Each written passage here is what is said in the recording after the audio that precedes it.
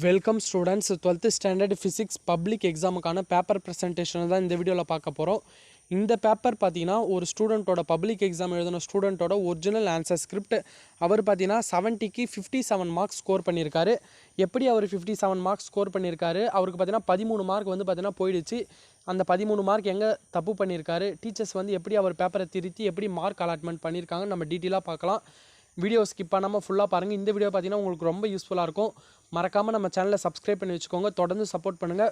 WhatsApp குரூப்போட link பார்த்தீங்கன்னா டிஸ்கிரிப்ஷனில் கொடுத்துருக்கேன், அதை தொட்டு வாட்ஸ்அப் சேனலையும் ஜாயின் பண்ணிவிடுங்க. இந்த வீடியோக்கு லைக் பண்ணிவிட்டு சப்ஸ்கிரைப் பண்ணிவிட்டு மறக்காமல் பெல் பட்டனையும் கிளிக் பண்ணி வச்சுக்கோங்க. ஃபஸ்ட்டு பார்த்தீங்கன்னா 1 மார்க்ஸ் ரைட் பண்ணியிருக்காரு. நமக்கு மேக்ஸிமம் நம்ம பார்த்தீங்கன்னா கொஷின் பேட்டர்னை மாற்றாமல் எழுத பாருங்கள். உங்களுக்கு பார்த்தீங்கன்னா ஃபஸ்ட்டு 1 மார்க்னால் 1 மார்க் எழுதுங்க, அப்புறம் 2 மார்க் எழுதுங்க, 3 மார்க் எழுதுங்க, அப்புறம் 5 மார்க்ஸ் எழுதுங்க. அப்படி நீங்கள் மாற்றுற மாதிரி இருந்தாலும் நீங்கள் வந்து 1 மார்க்கை ஃபஸ்ட்டு எழுதிருங்க. ஏன்னா 1 மார்க் பொறுத்த வரைக்கும் உங்களுக்கு 15 1 மார்க்ஸில் மேக்ஸிமம் 10 1 மார்க்ஸ் கிட்ட புக் பேக்கில் இருந்து தான் கேட்பாங்க. அப்போ அந்த 10 1 மார்க்ஸ் கிட்ட நீங்கள் கரெக்டாக எழுதிருவீங்க. 1 மார்க் கரெக்டாக எழுதினாலே டீச்சர்ஸுக்கு வந்து பார்த்தீங்கன்னா இந்த பேப்பர் நல்லா தான் இருக்கும் அப்படின்னு அவங்களுக்கே வந்து பார்த்தீங்கன்னா ஒரு இம்ப்ரெஷன் ஏற்படும். ஏன்னா நீங்கள் 1 மார்க்ஸ் வந்து ஒரு 10 or 12 கிட்ட கரெக்ட் ஆனீங்கன்னா, இல்லை 1 மார்க் ஃபுல்லாகவே கரெக்ட் ஆனீங்கன்னா உங்கள் பேப்பரை பார்த்தீங்கன்னா ஃபஸ்ட்டே அவங்க முடிவு பண்ணிடுவாங்க இது நல்ல பேப்பர் அப்படின்னு. அதனால் திருத்துறவங்களுக்கும் பார்த்தீங்கன்னா கொஞ்சம் ஈஸியாகவும் இருக்கும், கொஞ்சம் ஈஸியாகவும் நம்ம திருத்துவாங்க. அதனால் ஸ்டார்டிங்கில் பார்த்தீங்கன்னா 1 மார்க்ஸை கரெக்டாக ரைட் பண்ணிவிடுங்க. அதுக்கப்புறம் உங்களோட பேட்டர்னை மாற்றிக்கோங்க. 5 மார்க் வேணும்னா 5 மார்க் ரைட் பண்ணுங்கள், இல்லை 2 மார்க் 3 மார்க் அப்படியே ஆர்டராக போகிறதா இருந்தாலும் போய் ரைட் பண்ணுங்கள். பார்ட் 1 பொறுத்த வரைக்கும் என்னென்னா, நமக்கு 1 மார்க்ஸ் பொறுத்த வரைக்கும் ஒவ்வொரு 1 மார்க்குமே பார்த்தீங்கன்னா வித் ஆப்ஷனோடு எழுதணும். இவர் பார்த்தீங்கன்னா கரெக்டாக ஒரு பாக்ஸ் போட்டு ஒரு கோடு போட்டு ஆப்ஷன் வித் ஆன்சரோடு எழுதியிருக்காரு. இந்தமாரி தான் நீங்கள் 1 மார்க்ஸ் எழுதணும். சைடில் பார்த்தீங்கன்னா கோடு போட்டு இவரே பார்த்தீங்கன்னா காலம் கிரியேட் பண்ணிட்டார். எதுக்குன்னா அவர் ரஃப் ஒர்க்கு போட்டு பார்க்க, நீங்கள் ரஃப் ஒர்க் சைட்லேயும் போட்டு பார்க்கலாம். அப்படி இல்லைனா வந்து பார்த்தீங்கன்னா இந்த பேஜ் கீழே கொஞ்சம் கேப் இருக்கும். இங்கே பார்த்தீங்கன்னா லாஸ்ட்டு ஒரு கோடு போட்டு கொடுத்துருக்காங்க பார்த்தீங்களா, அந்த கோடு கீழே வந்து பார்த்தீங்கன்னா கேப் இருக்கும். அந்த கேப்லேயே நீங்கள் எழுதிடலாம். 1 மார்க் பொறுத்த வரைக்கும் இவருக்கு வந்து பார்த்தீங்கன்னா 2 தப்பாக ரைட் பண்ணிட்டாரு, மற்றபடி எல்லா 1 மார்க்ஸுமே கரெக்டாக எழுதிட்டாரு. நெக்ஸ்ட்டு பார்ட் 2 மார்க்ஸ் பொறுத்த வரைக்கும் 24 கம்பல்சரி சம். ஃபஸ்ட்டே கம்பல்சரி சம் அட்டன் பண்ணிட்டாரு.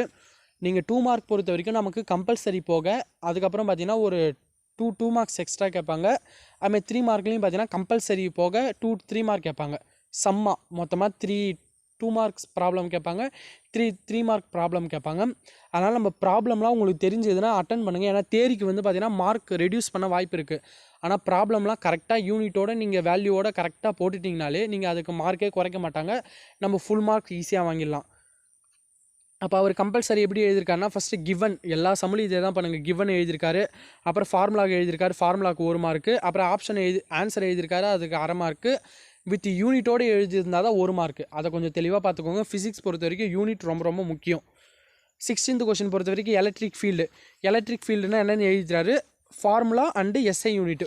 உங்களுக்கு டிஃபைன் எலக்ட்ரிக் ஃபீல்டுன்னு கேட்குறாங்கன்னா நீங்கள் சப்டாபிக் போட்டு நீங்கள் எலக்ட்ரிக் ஃபீல்டை எழுதிட்டு உங்களுக்கு ஃபார்முலா அவங்க கேட்கல, அவங்க எஸ்ஐ யூனிட் கேட்கல, அப்படின்னா அவங்க ஈக்குவேஷன் கேட்கலனாலும் நீங்கள் வந்து பார்த்தீங்கன்னா லாஸ்ட்டு ஈக்குவேஷன் இருந்தால் ஈக்குவேஷன் எழுதுங்க, அந்த கொஷினோட ஃபார்முலா இருந்தால் ஃபார்முலா எழுதுங்க, அந்த கொஷினுக்கு எக்ஸாம்பிள்ஸ் இருந்தால் எக்ஸாம்பிள் எழுதுங்க, நமக்கு எஸ்ஐ யூனிட் இருந்தால் எஸ்ஐ யூனிட் எழுதுங்க. நமக்கு ஒரு வேளை அந்த சென்டென்ஸ் வந்து பார்த்தீங்கன்னா நீங்கள் எழுதுகிற டெஃபினிஷன் தப்பாக இருந்தாலும் அந்த ஃபார்முலாவுக்கு பார்த்தீங்கன்னா கன்ஃபார்ம் 1 மார்க் கிட்ட கொடுத்துருவாங்க. எல்லாத்துக்குமே பார்த்தீங்கன்னா அவர் வந்து சப்டாபிக் போட்டு கரெக்டாக எழுதியிருக்காரு. க்யூ ஃபேக்டருக்கு நீங்கள் க்யூ ஃபேக்டர் டெஃபினேஷன் எழுதினாலே 2 மார்க் கொடுத்துருவாங்க. அப்படி இல்லை அந்த ஃபார்முலா எழுதினா கூட 2 மார்க் கொடுத்துருவாங்க. அப்படி தான் வந்து உங்களோட பப்ளிக் ஆன்சர் கீயை வந்து மேக் பண்ணுவாங்க. அந்த ஆன்சர் கீ பார்த்தீங்கன்னா இன்னொரு வீடியோவில் போடுறேன், எப்படி வந்து பப்ளிக் ஆன்சர் கீ மேக் பண்ணுவாங்கன்னு அதை பார்த்துக்கோங்க. அதை பார்த்தா உங்களுக்கு இன்னும் தெளிவாக புரியும். அப்புறம் ஆம்பியர் சர்க்யூட்டர் லானா என்னென்னு எழுதியிருக்காரு, ஃபார்முலா எழுதியிருக்காரு, யூனிட்டோடு எழுதியிருக்காரு. இதனால தான் வந்து பார்த்தீங்கன்னா கரெக்டான மார்க் கொடுத்துருக்காங்க. ஆக்டிவிட்டி ஆர் டிகே ரேட் இதில் பார்த்தீங்கன்னா எஸ்ஐ யூனிட் எழுதியிருக்காரு பார்த்தீங்களா, எஸ்ஐ யூனிட்டுக்கு 1/2 மார்க் கொடுத்துருக்காங்க. அப்போ அவர் எழுதின டெஃபினேஷன் வந்து தப்பு போட்டாங்க. அப்போ எங்கே தான் எஸ்ஐ யூனிட் வந்து பார்த்தீங்கன்னா முக்கியமாக 1/2 மார்க்ஸ் வாங்கி கொடுத்துருக்கு. அதனால் அந்தமாரி ரைட் பண்ணுங்கள். அப்புறம் ஒர்க் ஃபங்க்ஷன் என்னென்னு எழுதியிருக்காரு, அதோட யூனிட் எழுதியிருக்காரு. நெக்ஸ்ட்டு பார்த்தீங்கன்னா பார்ட் 4 5 மார்க்ஸ் அட்டன் பண்ணிட்டார். 5 மார்க் பொறுத்த வரைக்கும் 38ல் A first properties of electromagnetic waves. நீங்கள் இதை வந்து பார்த்தீங்கன்னா ஒரு மிஸ்டேக் பண்ணியிருக்காரு. என்னென்னா 38ல் ஏன்றதும் கொஷின் நம்பர் தான், அதில் இருக்க ஃபஸ்ட்டு பாயிண்ட்ன்றதும் நமக்கு கொஷின் நம்பர் தான். அப்போ வந்து பார்த்தீங்கன்னா அதை உள்ளே போடாதீங்க. 38 கீழே ஏ போட்டு அது கீழே ஃபஸ்ட்டு பாயிண்ட்டுன்னு போடுங்க. எல்லாமே வந்து பார்த்தீங்கன்னா காலம் வெளியே வரணும். நம்ம கொஷின் நம்பர் அந்த கொஷின் பேப்பரில் கொடுத்துருக்க கொஷின் நம்பர் 38ல் ஏல first point, second point, third point எத்தனை இருந்தாலும் நீங்கள் எல்லாமே பார்த்தீங்கன்னா காலமுக்கு வந்து பார்த்தீங்கன்னா வெளியே தான் போடணும், மார்ஜினுக்கு வெளியே தான் நீங்கள் போட்டு எழுதணும். அப்போ ப்ராப்பர்ட்டிஸ் ஆஃப் எலக்ட்ரோ மேக்னெட்டிக் பொறுத்த வரைக்கும் அவங்க ஒரு 5 5 மார்க்கில் 5 ப்ராப்பர்ட்டிஸ் நம்ம எழுதலாம். ஆனால் உங்கள் புக்கில் பார்த்தீங்கன்னா 8 ப்ராப்பர்ட்டிஸ் கொடுத்துருப்பாங்க. மேக்ஸிமம் 8 ப்ராப்பர்ட்டி எழுதி இந்த டயக்ராம் கொடுத்தீங்கன்னா உங்களுக்கு ஃபுல் மார்க் கொடுத்துருவாங்க. இந்த ஈக்குவேஷன்ஸ்லாம் கரெக்டாக எழுதிருங்க. அப்புறம் செகண்ட் பார்த்தீங்கன்னா ஒரு ப்ராப்ளம் கேட்டிருந்தாங்க அந்த எலக்ட்ரோ மேக்னெட்டிக் பேஸ் பண்ணி. அப்போ அதற்கு பார்த்தீங்கன்னா எப்படி மார்க் கொடுத்துருக்காங்கன்னு பாருங்கள். அந்த ப்ராப்ளத்துக்கு 1 மார்க் தான் கொடுக்க சொல்லியிருந்தாங்க. ஆன்சருக்கு மேக் பண்ணுறப்ப அந்த எலக்ட்ரோ மேக்னெட்டிக் வேவ்ஸுக்கு 4 மார்க்கும், இந்த ப்ராப்ளத்துக்கு 1 மார்க்கும். ஆனால் ஆன்சர் ரவுண்டு போட்டாங்க. ஆனால் ஒரு ஃபார்முலா சப்ஸ்டியூட் பண்ணிடுறதுக்கே ஆஃப் மார்க் கொடுத்து அந்த ப்ராப்ளத்துக்கான ஃபுல் மார்க் கொடுத்துட்டாங்க. நெக்ஸ்ட்டு பார்த்தீங்கன்னா நமக்கு மைக்ரோஸ்கோபிக் ஃபார்ம்ஸ் ஆஃப் ஓம்ஸ் லா.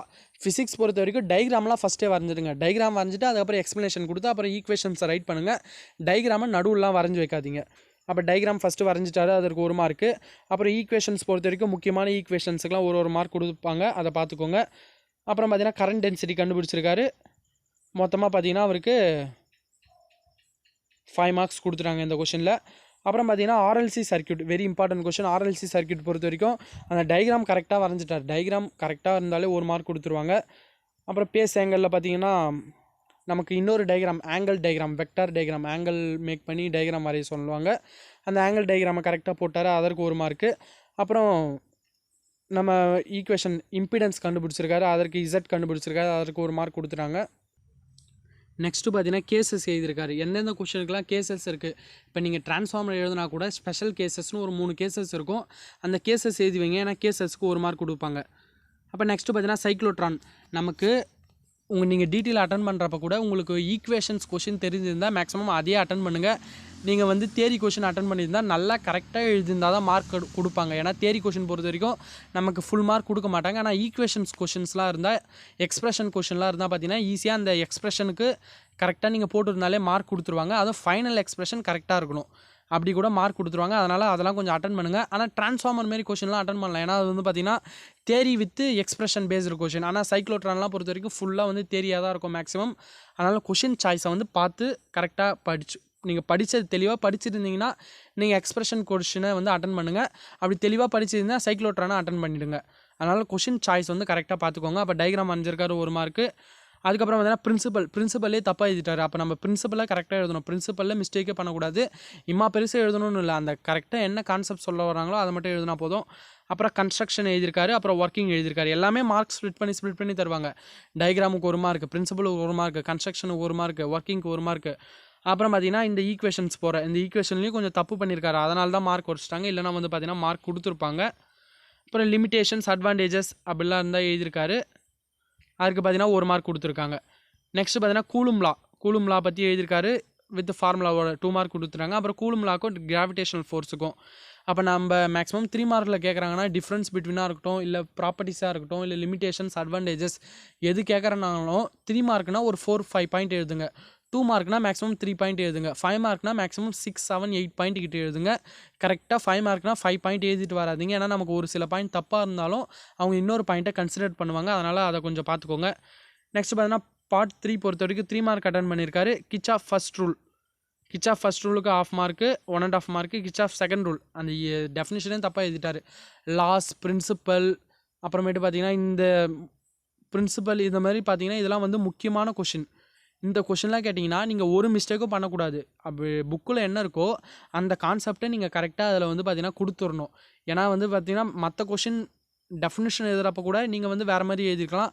ஆனால் இந்த லாஸ், பிரின்சிபல்ஸ்லாம் வந்து பார்த்தீங்கன்னா கரெக்டாக இருக்கணும்னு பார்ப்பாங்க. அதனால் அதெல்லாம் கொஞ்சம் தெளிவாக படிச்சுக்கோங்க.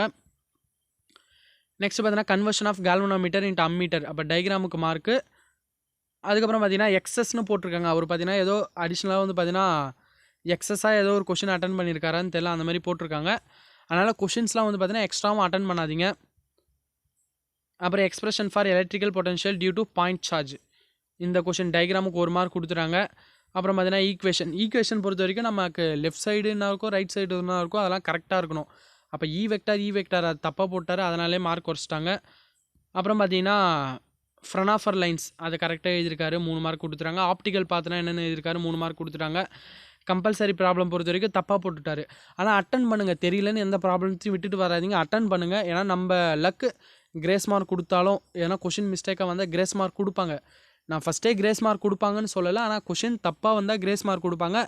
அந்த டைமில் நீங்கள் அட்டன் பண்ணலன்னு ஃபீல் பண்ணக்கூடாது. அதனால் நீங்கள் சாய்ஸ் விட்டு எத்தனை சாய்ஸ் கேட்குறாங்களோ அத்தனை சாய்ஸுக்கு படி உங்களோட கொஷின்ஸ் எல்லாத்தையும் அந்த 3 மணி நேரத்தில் கரெக்டாக ப்ரெசென்ட் பண்ணிவிடுங்க. இந்த ப்ரெசன்டேஷன் உங்களுக்கு புரிஞ்சிருக்கும். நான் நிறைய சொல்லியிருப்பேன். அதெல்லாம் ஃபாலோ பண்ணி கரெக்டாக அட்டன் பண்ணுங்கள். மோஸ்ட்லி வந்து பார்த்தீங்கன்னா அடித்தல் திருத்தல் இல்லாமல் எழுதுங்க. சூப்பராக வந்து ஃபிசிக்ஸில் மார்க்ஸ் ஸ்கோர் பண்ணிடலாம். Okay student.